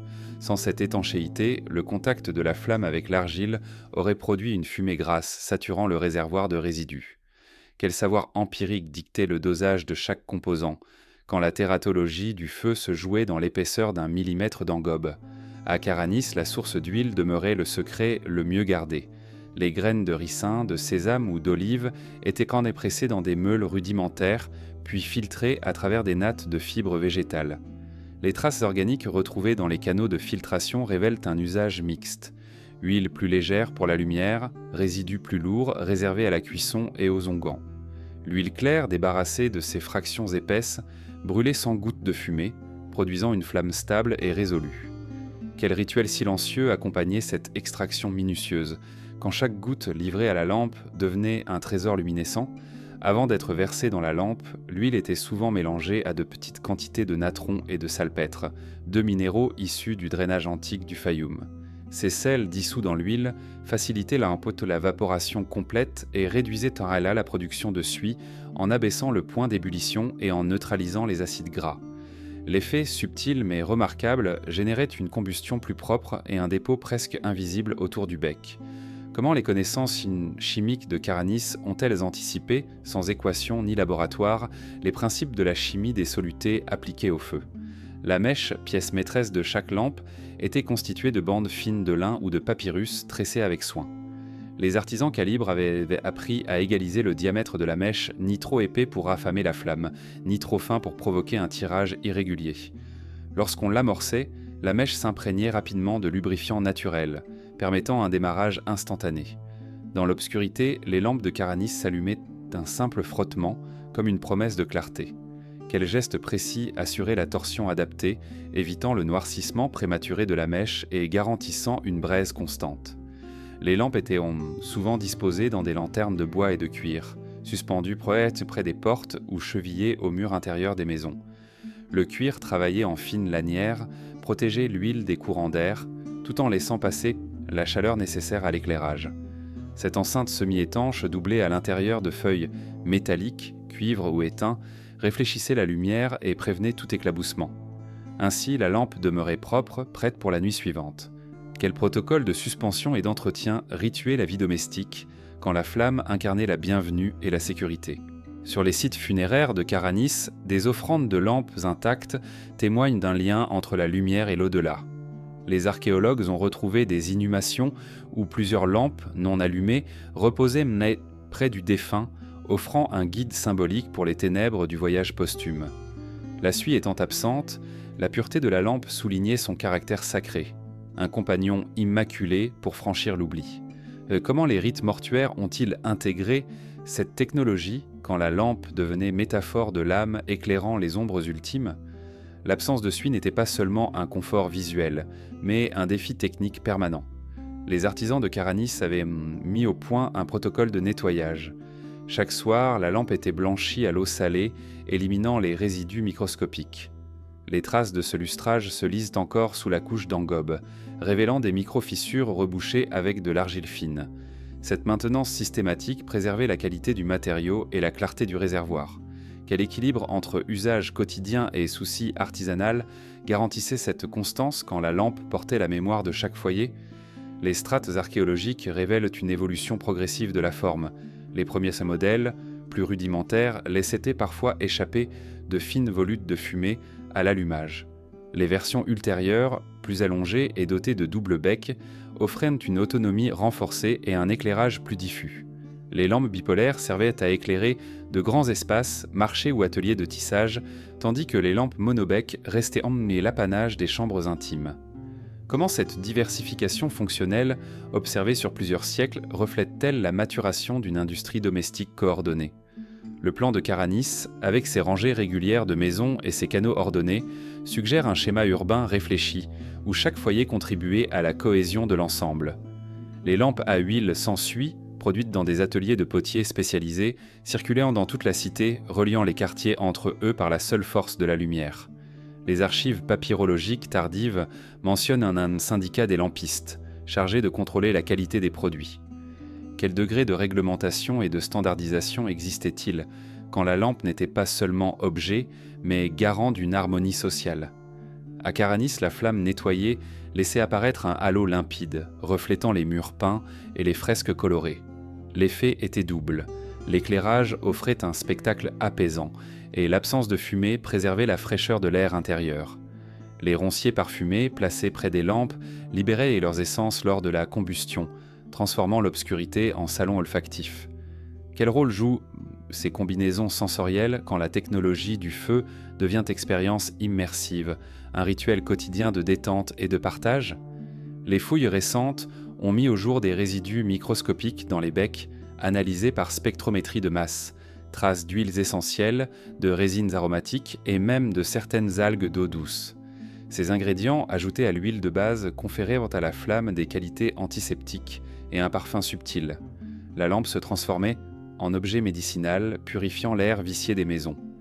Comment les connaissances empiriques en pharmacopée locale se mariaient-elles à la technologie de l'éclairage, quand hygiène et lumière se confondaient ? La production de lampes à Caranis diminua progressivement avec l'essor du pétrole importé et des lampes à mèches métalliques. Pourtant, jusqu'à la fin de l'occupation byzantine, la tradition persista. Les potiers locaux conservaient les secrets des mélanges et des cuissons, transmettant le geste de génération en génération. Les derniers modèles retrouvés datent du 7e siècle après Jésus-Christ, marquant une continuité millénaire. Quels savoirs ont été dispersés lors de la transition et quelles mémoires artisanales ont sombré avec l'abandon de la cité ? Alors que la poussière recouvre à nouveau les ateliers de Caranis, le mystère des lampes sans suie demeure intact. Dans la lueur des musées modernes, ces récipients céramiques, immaculés malgré les siècles, parlent encore du dialogue subtil entre la main de l'homme, la maîtrise du feu et la quête d'une lumière pure. Quel écho ces lampes jettent-elles à nos propres obsessions contemporaines quand nous cherchons encore à illuminer l'obscurité sans laisser de traces ? Lorsque le soleil décline sur les dunes ocre du Fayoum, un souffle frais remonte des galeries secrètes sous la ville de Kaoun, connues aujourd'hui sous le nom d'El Laoun. À l'orée du village des ouvriers, l'humidité perce la roche calcaire et l'air chargé de vapeur de vase trahit la présence d'un réseau hydraulique enfoui. Dans le silence pesant des fouilles, chaque gouttelette qui s'échappe évoque le murmure d'un ingénieux système de drainage, mis au point il y a près de 4000 ans pour protéger une cité du cœur de l'Égypte ancienne. Qui, parmi les maîtres d'œuvre du Moyen Empire, a conçu ces conduits invisibles pour dompter l'eau ? Au temps de la 12e dynastie, le pharaon Sésostris II choisit la berge occidentale du Fayoum pour y faire élever sa pyramide et installer la cité de Kaoun, résidence des ouvriers et des prêtres chargés du culte funéraire. Le climat, pourtant clément, réservait des éruptions souterraines, nappes phréatiques fluctuantes, résurgences capricieuses après les crues nilotiques, infiltration latérale des canaux d'irrigation. L'habileté des ingénieurs de l'époque résida dans la construction d'un drainage souterrain capable de recueillir ces eaux menaçantes et de les évacuer loin des fondations fragiles des habitations en briques crues. Comment ont-ils imaginé un tel labyrinthe anticipant les caprices du Nil sans recourir au béton ? La découverte formelle de ce réseau remonte aux fouilles de Sir Flinders Petrie dans les années 1880. Ces plans révèlent un ensemble de galeries rectilignes, larges de 60 cm et hautes d'environ 1 mètre, creusées sous les ruelles et les maisons. Les conduits, taillés directement dans le substrat de calcaire, s'étendent sur plus de 300 mètres, formant des embranchements discrets, selon une géométrie d'apparence simple, mais répondant sans doute à un protocole sophistiqué. Quel raisonnement, quel cahier des charges guidait ces hommes lorsqu'ils traçaient dans l'obscurité la position de chaque jonction. Les parois des galeries présentent des signes d'entaille régulières, créés par les burins de cuivre renforcés de ciselures d'os. À intervalles réguliers, de petites arches voûtées, réalisées en briques crues stabilisées par un badigeon de limon, maintiennent la structure tandis que le sol, légèrement incliné, assure l'écoulement continu de l'eau vers une fosse centrale de collecte. L'ensemble rappelle un rythme chorégraphié: creuser, monter l'arche, contrôler la pente, puis vérifier la liaison avec le conduit principal. Quels gestes précis, quelles recommandations de l'architecte en chef ont permis de maintenir une même inclinaison sur plusieurs dizaines de mètres, sans écart de nivellement notoire? Le gradient de ces conduits est d'une importance cruciale. Les ingénieurs de Kaohn estimaient la déclivité à environ 1 cm par mètre, un compromis très fin entre vitesse d'écoulement suffisante et risque d'érosion de la voûte. Pour mesurer cet angle, ils disposaient peut-être d'un fil à plomb suspendu à un quadrat en bois ou d'un niveau à eau simple, une rigole d'argile remplie d'eau, dont la surface offrait un horizon horizontal. Chaque opérateur ajustait la position des briques du sol jusqu'à ce que la surface aqueuse atteigne la marque gravée sur la voûte. Comment ces méthodes empiriques se sont-elles transmises oralement pour garantir une cohérence d'ensemble ? Le point de convergence de toutes les galeries se situe sous la place centrale de la cité, où une large fosse de décantation recueillait les eaux chargées de coins de limon et de résidus organiques. Ce bassin, étanche grâce à un enduit de natron et de sable fin, retenait les particules pour que l'eau claire s'écoule ensuite, via un tunnel plus petit vers un canal extérieur. Des analyses de palynologiques menées récemment ont révélé que ce réservoir contenait aussi des restes de plantes aquatiques, suggérant qu'on y pratiquait peut-être une décantation assistée par des herbes hydrophiles. Quel savoir botanique accompagnait cette ingénierie, quand la science du filtre restait cachée sous la terre? Dans les zones résidentielles, des orifices de visite, camouflés sous des plaques de pierre ou de terre cuite, permettaient le nettoyage périodique des conduits. Les ouvriers, munis de tiges et de seaux, accédaient à ces regards pour évacuer les boues accumulées.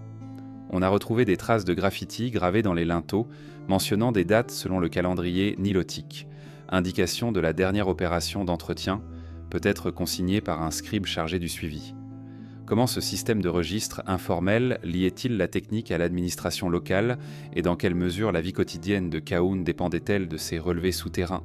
L'architecture de Kaohn, de briques crues, reposait sur des solives en bois de tamaris et d'acacia, vulnérables à la pourriture si l'humidité stagnait. Le drainage souterrain visait non seulement à évacuer l'eau, mais aussi à maintenir un taux d'hygrométrie idéal, protégeant les charpentes et les planchers en roseau. Pendant la saison chaude, lorsque la chaleur favorisait l'évaporation sous les terrasses, un flux d'air frais remontait par les conduits, assurant une ventilation naturelle. Ce double rôle, drainage puis ventilation, révèle une compréhension fine des interactions entre l'eau, l'air et le bâti. Quel manuel pratique, transmis de maître à apprenti, réglait ces équilibres délicats? La dimension rituelle du drainage n'est pas à négliger. L'eau, source de vie et de pureté, traverse ici un domaine sacré. Les parois de certaines galeries montrent des inscriptions hiéroglyphiques inachevées, évoquant des invocations à Sobek, le dieu crocodile de l'eau, et à Mérite, déesse locale de la fertilité. Ces passages, situés près des regards d'inspection, laissent penser que l'on y versait des libations avant chaque opération de dégagement. Quel lien profond unissait la technique et le sacré, quand l'eau était perçue comme un don divin susceptible de menacer le monde des mortels. Lorsque la cité fut partiellement abandonnée à la fin de la XIIe dynastie, le réseau se colmata progressivement, enseveli sous les alluvions et les efflorescences minérales. Les siècles de sédimentation ont effacé l'entrée de la plupart des conduits, renforçant leur oubli. Ce n'est qu'au moment des premières de prospection aérienne, à la fin du XXe siècle, que des anomalies thermiques révélèrent la présence d'un vide sous la place centrale.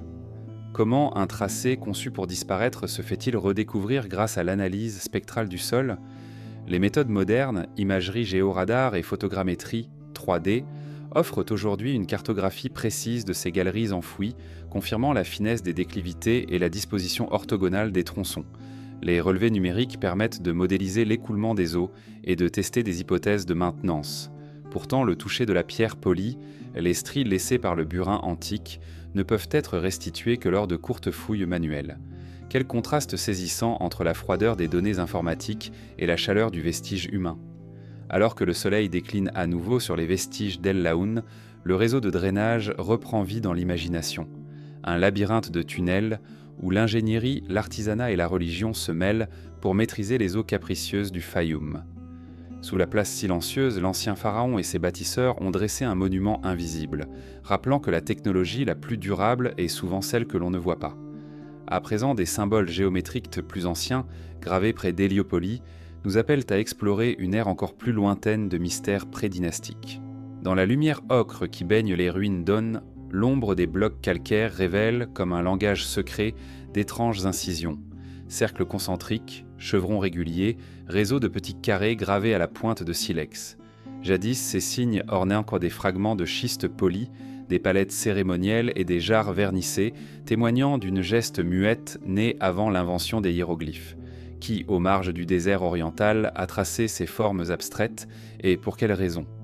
Se levant dans les plis du temps, ces symboles appellent notre regard vers une pensée visuelle dont la signification s'est perdue sous les sables d'un passé lointain. Les premières découvertes datent des campagnes de Flinders Petrie à la toute fin du XIXe siècle. Dans les décombres d'une enceinte proto-dynastique, ces équipes mirent au jour des tessons badariens gravés d'entrelacs géométriques. Depuis, les fouilles menées par les archéologues égyptiens ont exhumé des palettes de schiste fines comme du cuir, incisées de spirales et de lignes droites juxtaposées. Les contextes varient, dépôts funéraires, dépôts votifs près d'un puits, fondation d'habitation. Mais le motif persiste, comme la marque d'un rituel graphique qui s'inscrit en creux sur la pierre. Quel usage précis guidait ces motifs quand le geste s'enracine dans la nuit des origines ? Les cercles concentriques suggèrent une symbolique solaire, peut-être un écho précoce du culte du disque lumineux. Chaque cercle, parfois doublé d'un point central, évoque le soleil levant ou le regard divin circulaire. Pourtant, aucun alignement astronomique direct n'a été trouvé à On. Ces formes semblent plutôt gravées pour être tenues et examinées à l'œil nu dans la main d'un dignitaire ou d'un devin. Les rayons, matérialisés par des segments droits, n'épousent pas nécessairement la déclinaison du soleil, mais forment un motif abstrait, un diagramme énigmatique. Comment lire ce disque quand il ne livre ni date ni saison, mais simplement une pensée formelle ? Les chevrons, ces V répétés en série, pourraient imiter les vagues du Nil ou les crêtes des dunes. Incisés sur le rebord d'une jarre à huile, ces angles s'enchaînent sans fin, comme un ruban sans début ni fin. Dans les expérimentations récentes, les archéologues ont reconstitué des motrices en bois qui traçaient ces chevrons après un enfoncement du burin, révélant la répétition d'un geste codifié. Ces ondulations régulières ont pu servir de code de propriété, d'identification de l'atelier de potier ou de référence rituelle au cycle de l'eau. Quelle foi silencieuse reliait les familles à ces signes abstraits, porteurs d'une mémoire collective. Plus intrigant encore, les quadrillages en petits carrés s'alignent parfois avec une précision métrique, chaque case égale à 1 cm, soigneusement mesurée à la feuille de pierre. Sur des dalles découpées à même le rocher d'On, ces réseaux évoquent dans des tablettes d'arabe de calcul, un protocole de comptage probablement lié aux récoltes ou à la répartition des rations agricoles distribuées aux ouvriers formelleux du temple. À défaut de papyrus, cette nappe graphique conservée dans la pierre l'offrant le relevé d'une économie naissante. Comment ces premiers comptables pré-dynastiques ont-ils compté, consigné et transmis leur savoir centré durable ailleurs que sur la roche ?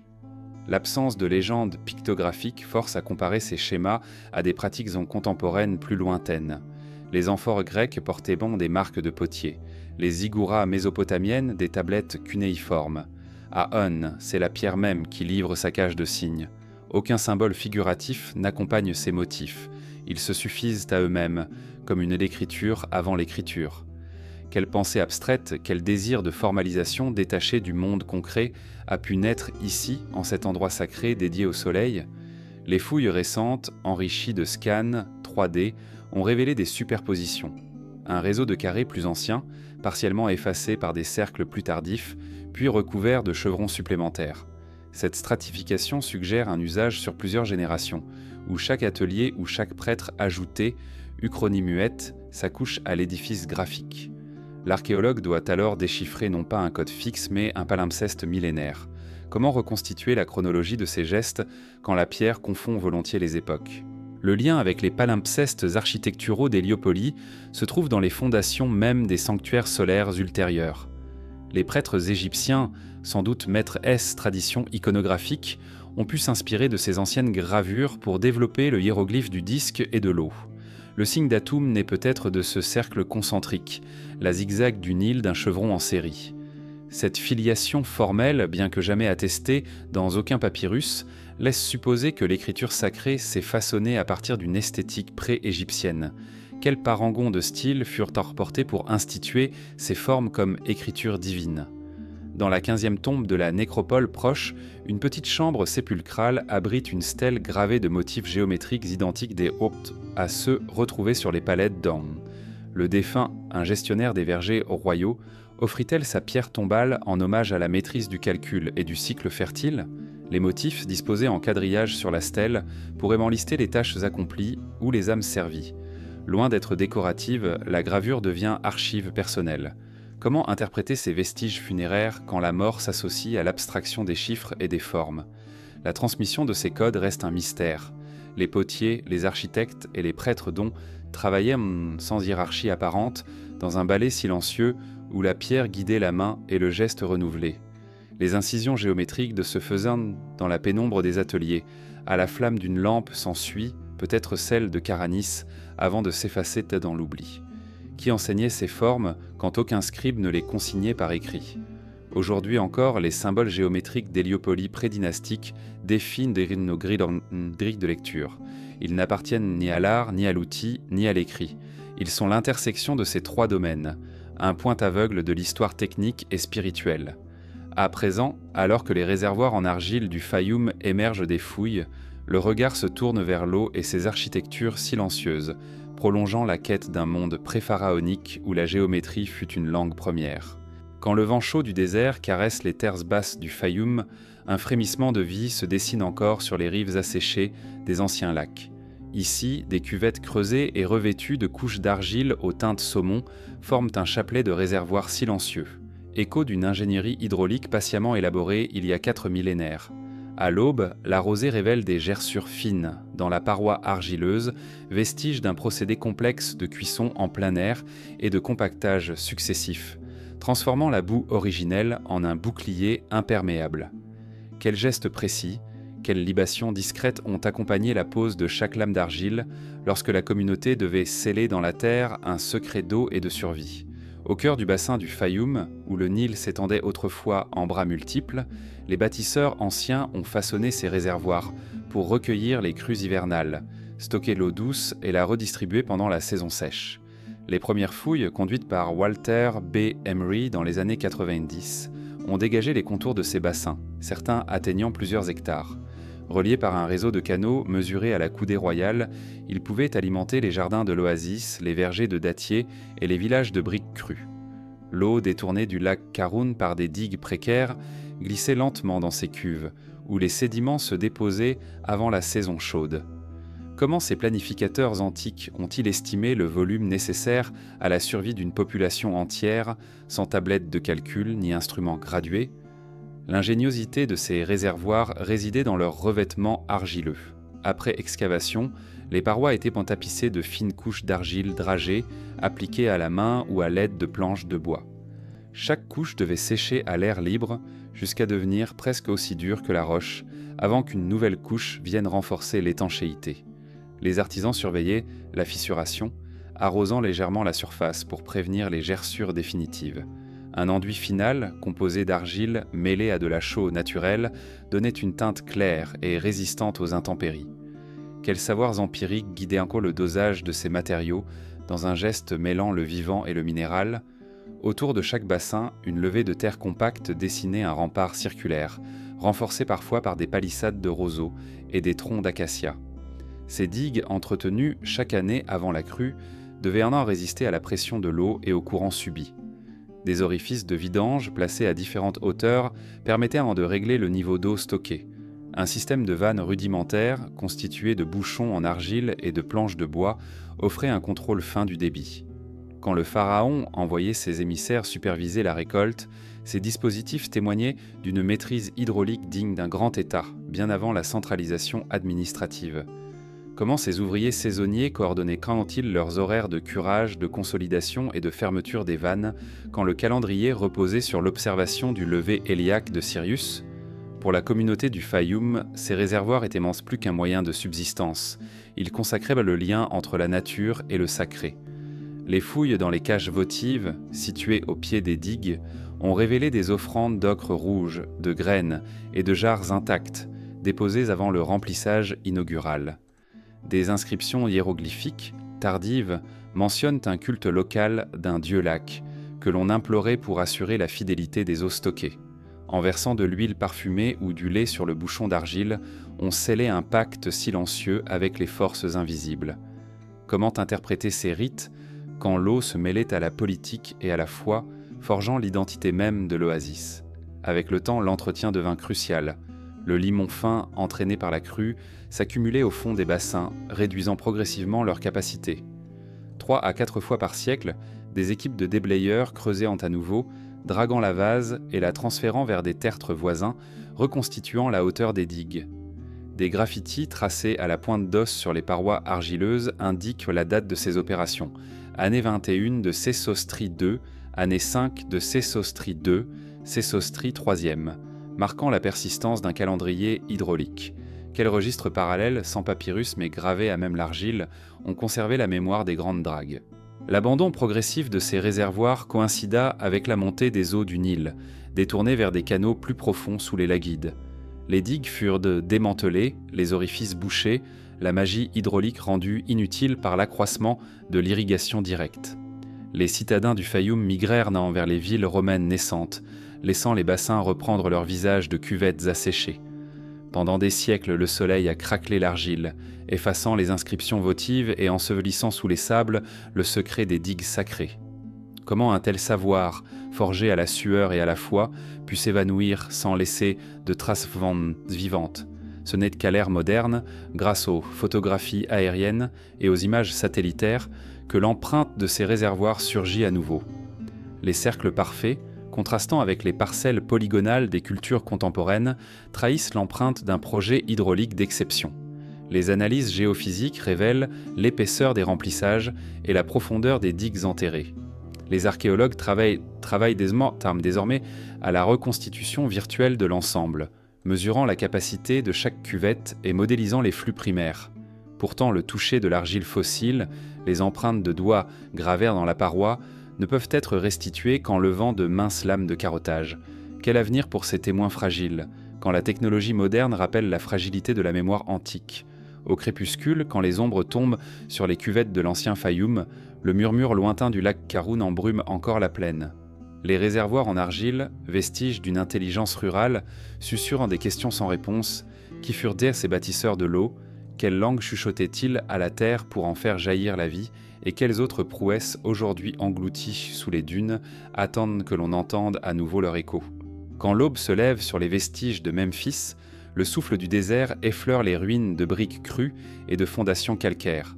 Sous le silence imposant des colonnes effondrées, on distingue encore l'empreinte d'un savoir-faire mécanique insoupçonné, levée de poutres, système de contrepoids, meules tournantes et rampes de pierre, vestiges d'une ingénierie informelle qui précéda l'apogée pharaonique.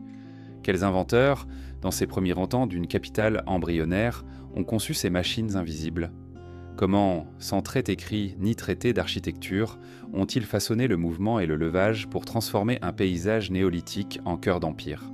Au pied du sanctuaire de Ptah, des sillons parallèles, creusés dans le calcaire tendre, évoquent le passage régulier de rails rustiques. À intervalles réguliers, de petites encoches marquent la position de poteaux en bois, formant un portique primitif destiné à soutenir une poutre maîtresse. Sur cette poutre repose un palan simple, une roue de bois tournée à la main, munie de fentes pour accueillir des chevilles de rotation. Une corde passée autour de la roue permettait de soulever de lourds blocs de pierre, fondations, linteaux, chapiteaux, avec une maîtrise de la force physique et de la géométrie du levier. Quel apprentissage corporel guidait ces gestes efficaces, où la main humaine devenait contrepoids et poulie à la fois? Non loin, un modèle réduit de mécanismes en bois fut exhumé dans une fosse de fondation. Une structure triangulaire munie d'une manivelle, fixée sur un axe rotatif avec un tambour central. Les reconstitutions suggèrent un usage de treuil pour extraire l'eau d'un puits ou pour hisser les toits de roseaux. Les rainures circulaires dans le tambour témoignent d'un usage intensif, tandis que des traces d'huile végétale, probablement de lin ou de sésame, furent repérées sur l'axe servant de lubrifiant. Quelle connaissance intime de la friction et de la mécanique des fluides se jouait dans ce simple artefact, quand l'archéologue moderne n'en perçoit que l'écho mécanique? Plus étonnant encore, près des ateliers de potiers, des fragments de meule montrent une évolution du moulin à main vers une meule rotative. Les fouilles ont révélé des socles circulaires, incrustés dans le sol, disposant d'une rainure concentrique où tournait une meule supérieure. Le modèle en miniature, découvert dans une tombe d'artisan, comporte une tige métallique rudimentaire, pivot central qui assurait la rotation. La force de l'opérateur, appuyée sur une perche fixée à la meule, suffisait à moudre grains et pigments. Comment ces modèles, déposés dans la pierre, ont-ils préparé la révolution du moulin à eau des dynasties ultérieures, quand la force hydraulique n'était pas encore exploitée? Autour des bassins d'argile, les ponts de bois franchissaient des bras d'eau temporaires, soutenus par des échafaudages inclinés. Sur certaines dalles, on observe des rainures obliques reliées à des encoches de potelets, des plans inclinés destinés à faciliter le déplacement de barges chargées de matériaux retirés de leur sédimentation annuelle. Ces bassins servaient en de halte pour les péniches fluviales, et ces rampes taillées dans la roche constituaient un quai naturel. Quel protocole de déplacement, basé sur la gravité et l'angle précis de la pente, a guidé la conception de ces modules d'embarquement? Des études expérimentales ont reconstitué ces rampes en pierre et bois. En variant l'angle entre 5 et 10 degrés, les chercheurs ont mesuré la force de traction nécessaire pour faire glisser sur une rampe un bloc de 100 kg. Les résultats montrent que la moindre inclinaison réduit l'effort de près de 40%. Les ouvriers combinaient cette pente douce à un ravinement de la surface, alternant pierre brute et latte de bois pour éviter le patinage. Comment l'expérience empiriquement accumulée traduisait-elle une compréhension du couple force-distance avant toute formalisation mathématique? Dans la zone artisanale, des trous circulaires espacés le long d'un axe indiquent l'emplacement d'un portique de sciage. 2 poteaux verticaux maintenaient une poutre horizontale, servant de guide à une lame de silex ou de cuivre. La descente rythmée de la lame, actionnée par un grand levier vertical, une sorte de scie à bascule naissante, permettait de découper des blocs de calcaire avec moins d'éclat. Les traces d'usure sur les montants révèlent croiser des milliers de cycles de va-et-vient. Quel éventail de matériaux ambitionnait-on de scier quand l'usage de cette scie primordiale restait cantonné aux blocs destinés au statut sacré? Des archéologues ont mis au jour, près d'un foyer, des fragments de cordes torsadées encore imprégnées de résine. Cette corde, en fibre de palme ou de papyrus, servait de transmission primitive entre la meule rotative et une roue de polissage. Les artisans polissaient le calcaire ou l'albâtre en appliquant une meule sans fin actionnée par une poulie et un contrepoids. L'une des galeries souterraines de stockage conserve des rainures horizontales circulaires, vestiges d'un plateau de polissage traversant lequel tournait la pierre à l'aide d'une meule suspendue. Quelle conception de l'équilibre entre résistance et effort dictait le choix de ces levées de poids, quand la brillance finale devait répondre à une iconographie sacrée? Près des ateliers de tissage, un levier en croix, fixé sur un pivot de bois enchâssé dans le sol, servait à tendre les fibres avant le tissage. Chaque jetée de palme ou de lin passait sous un système de poulies folkloriques, ajustant la tension pour obtenir des textiles réguliers. Les tamis plus fins, destinés au linteau de colle ou à la préparation d'onguents, empruntaient la même mécanique de transmission, prouvant que la technologie, même dans cet univers domestique, obéissait à des principes uniformes. Quel appel social poussait les tisserands à partager et à perfectionner ces schémas mécaniques? Le recours au contrepoids apparaît également dans les portes monumentales du temple de Ptah. Les vantaux de bois massifs, parfois plus lourds que 100 kg, restaient tant mobiles grâce à un assemblage de poulies et de masses. Les gonds, constitués de cylindres de pierre insérés dans un fourreau de bronze, offraient une rotation fluide. Les poulies, taillées dans le même calcaire que les piliers, étaient montées sur des axes en cuivre lubrifiés de graisse animale. Quel équilibre fragile liait la finesse du bronze à la puissance de la pierre pour garantir une ouverture sans effort ni grincement. Enfin, un fragment de papyrus carbonisé, exhumé dans la nécropole ouvrière, mentionne un ouvrier nommé Nejji qui réclame une ration supplémentaire pour avoir réparé la machine à tourner l'orge. Cette brève mention offre une clé, modeste mais décisive, pour comprendre l'importance sociale de ces dispositifs mécaniques. Les scribes consignaient la main-d'œuvre et la nature du service, reliant l'homme, la machine et l'économie. Quels autres documents, piégés par l'oubli, attendent qu'on les exhume pour raconter l'histoire des premiers ingénieurs du Nil? Alors que les mécanismes rudimentaires de Mithraïna se taisent sous le soleil de midi, leurs traces invitent à prolonger le regard vers les alignements mystérieux d'anciennes cités oubliées, là où l'ingéniosité humaine a inscrit son langage dans la pierre et le bois, avant même la gloire pharaonique.